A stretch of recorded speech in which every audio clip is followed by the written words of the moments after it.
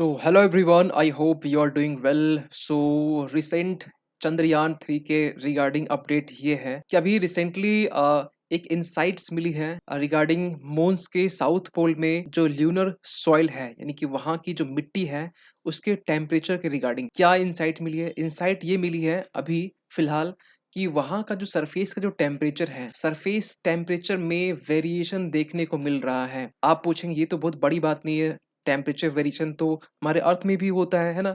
क्योंकि आपको मालूम है कि अर्थ अर्थ के सरफेस का टेम्परेचर और अर्थ के जो ग्राउंड उसके टेम्परेचर में वेरिएशन होता है।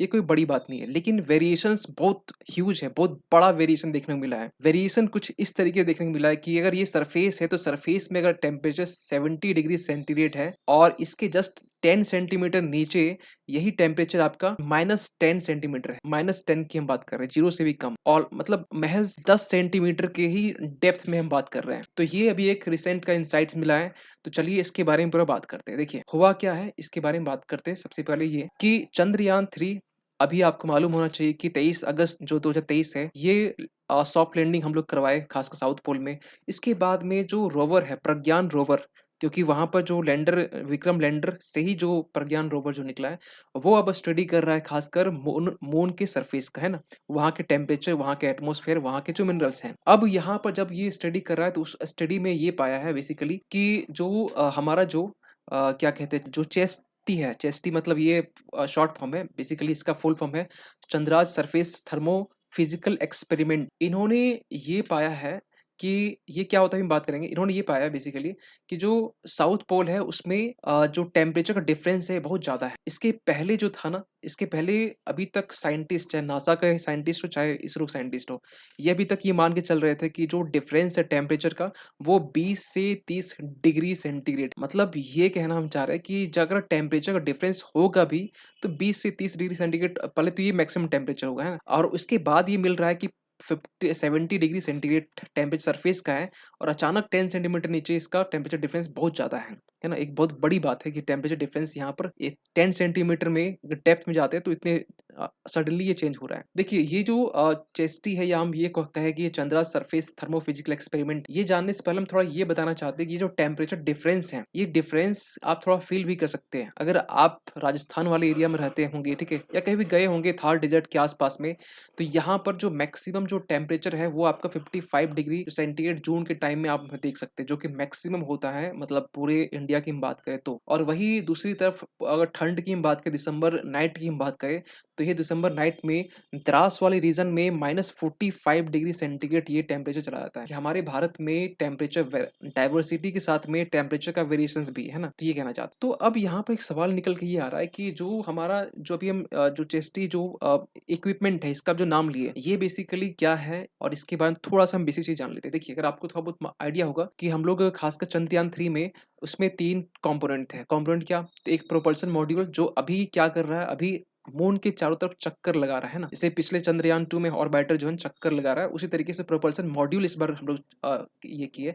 और इसके साथ में एक इक्विपमेंट भी है जो शेप कहते हैं। अभी हम शेप के बारे में छोटा सा हम जान लेंगे, तो शेप भी है। वैसे तीनों कंपोनेंट यानी कि प्रोपल्शन मॉड्यूल, लैंडर और रोवर, लैंडर विक्रम और जो रोवर हमारा जो प्रज्ञान है, तीनों में 7 पेलोड है। ये पेलोड क्या है? पेलोड एक तरह इक्विपमेंट है जो स्टडी करेगा खासकर चांद या मून के सरफेस का। तो यहाँ पर जो चेस्टी की हम बात कर रहे हैं, जो खासकर ये टेम्परेचर डिफरेंस को मेजर करके अभी नीचे जो इसरो को पहुंचाया है, इन्होंने ये देखा है कि यहाँ पर जो चेस्टी है, ठीक है, ये चेस्टी ये कहाँ पर लगा हुआ है, तो ये बेसिकली लगा हुआ है लैंडर में, यानी विक्रम लैंडर में। देखिए ये इमेज आप अगर देख पा रहे होंगे, यहाँ पर देखिए इस विक्रम लैंडर में 4 इक्विपमेंट यहाँ पर लगे हुए हैं। 4 इक्विपमेंट में ये जो चेस्टी हो गया, ठीक है, चेस्टी का बेसिकली काम क्या है कि ये जो है ना, ये जो थर्मल प्रॉपर्टीज है लूनर सरफेस का वो मेजर करेगा। इसके बाद में एक छोटा सा और है LRA, है ना। LRA बेसिकली क्या करेगा, ये मैसिव जो एक्सपेरिमेंट है, जो हम कह सकते हैं कि मून के जो डायनेमिक्स जो होते हैं, मून सिस्टम डायनेमिक्स, उसको समझकर उसको समझने की कोशिश करेगा। एक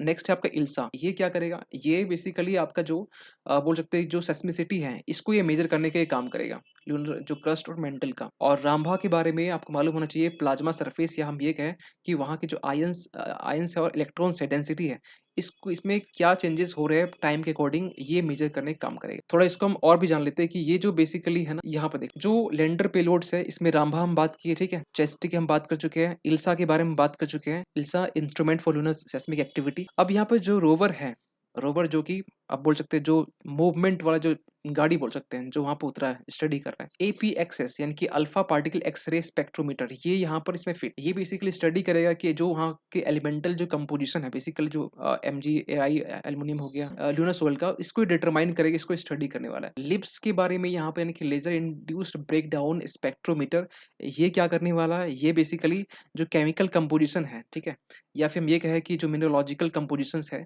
इसको ये कहीं न कहीं ड्राइव करने की कोशिश करेगा, खासकर वहाँ के लूनर सरफेस, ठीक है। और शेप के बारे में पहले भी हम बात कर चुके हैं, चंद्रयान के बारे में बहुत सारे वीडियो हम बना चुके हैं, जो लोग सब्सक्राइब नहीं किए सब्सक्राइब कर लेंगे और देख लेंगे वीडियो कहाँ पर ये पड़ा, रिसेंट में वीडियो है।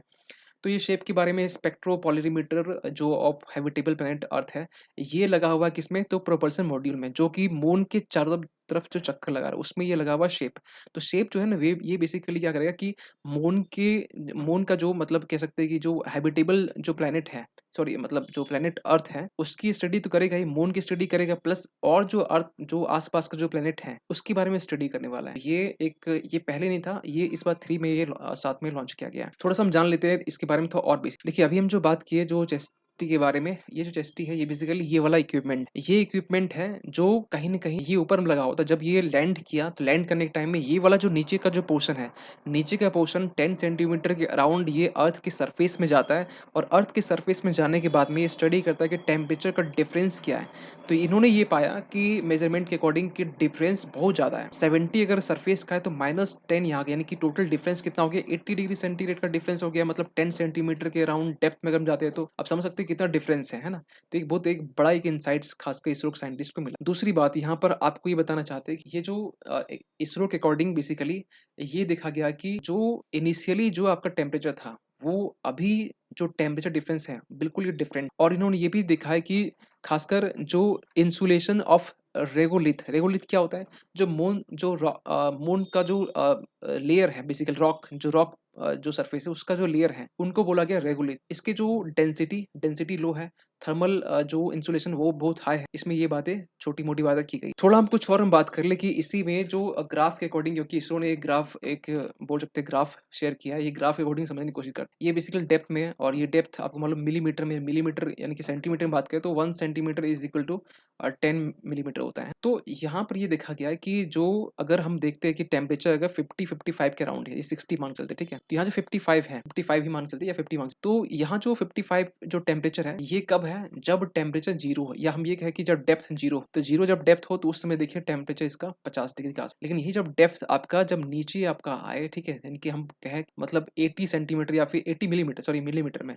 तो अगर नीचे और 100 भी ले ले, 10 ले ले या 190 ले ले, तो आप ये देखते हैं कि इसमें यहाँ जो टेम्परेचर घट के -10, ठीक है। तो यहाँ पर डिफरेंस ये दिखा गया कि मतलब महज एक शॉर्टेस्ट डिस्टेंस में यहाँ पर जो गैप है, जो टेम्परेचर जो डिफरेंस का ये गैप इतना ज़्यादा है कि अभी तक साइंटिस्ट चाहे नासा की बात करें चाहे डिफेंस स्पेस एजेंसी की बात करें, उन्होंने भी ये अभी जो अचीवमेंट इनसाइट्स अब उनको भी नहीं मिला है। तो ये एक बहुत बड़ा एक इनसाइट है खासकर इसरो की तरफ। तो ये रहा इसके रिगार्डिंग। और आप देख सकते हैं कि हमारा जो चंद्रयान 3 है, साउथ पोल में लैंडिंग हुआ था, ठीक है, ये साउथ पोल का ये एरिया है। आपको एक चीज बताना चाहते हैं इसी में कि ये जो जो इमेज है, ये साउथ पोल का जो इमेज, बेसिकली ये शो कर रहा है कि यहाँ पर जो टेम्परेचर का डिफरेंस देखिए, जो ल्यूनर डे होता है बेसिकली जो आपका 14 डेज का होता है, तो 14 डेज वहाँ नाइट होता है, 14 डेज आपका दिन होता है। तभी जो डे वाला टाइम है वो डे वाला टाइम चल रहा है, और नाइट के टाइम में इसका क्या डिफरेंस होगा टेम्परेचर का, ये तो अभी स्टडी करेगा, ये तो हम बाद में मालूम चलेगा। लेकिन इसके अलावा हम बात करें कि यहाँ पर अभी रिसेंट में हम बात कर चुके हैं कि आगे चंद्रयान 3 के बाद में इसरो की प्लानिंग के बारे में कि नेक्स्ट क्या जो मिशन है वो लॉन्च होने वाला है। तो आपको मालूम होना चाहिए कि इसके बाद में गगनयान में भी रिसेंट में लॉन्च हो सकता है, और लुपेक्स जो मिशन है ये भी हम पहले बात कर चुके हैं। LUPEX basically lunar polar exploration mission है, जो कि जापान और इंडिया के जो स्पेस साइंटिस्ट वो दोनों मिलके, स्पेस एजेंसी ये दोनों मिलकर लॉन्च करने वाले हैं 2026 तक के आसपास में। आदित्य एल1 के बारे में भी हम बात कर चुके हैं, जो कि सन के रिगार्डिंग मिशन है। ये भी लॉन्च बहुत जल्द हो जाएगा इसी साल, आई होप कि होने वाला है। एक्सपो सेट के बारे में बात कर चुके हैं। एक्सपो सेट यानी कि एक्सरे पोलरीमीटर सैटेलाइट जो है ना, एक्सरे सोर्सेज के बारे में स्टडी करने वाला है कि इसके डिफरेंट सोर्सेज क्या है। एक निसार के बारे में हम बात कर चुके थे। निसार जो कि नासा और इसरो के बारे में है, जो कि लो अर्थ ऑर्बिट के रिगार्डिंग ये चीज़ें जो मिशन के लिए लॉन्च होगा। गगनयान के बारे में बात कर चुके हैं। शुक्रयान यानी कि वेनस के रिगार्डिंग जो मिशन है वो भी लॉन्च होगा। ये सारी पाइपलाइन में है, इसरो पाइपलाइन में है, और ये अभी देखते हैं आगे क्या अपडेट इसमें आता है। तो चलिए कोई नहीं, आप बने रहिए हमारे साथ में। तब तक के लिए थैंक यू सो मच।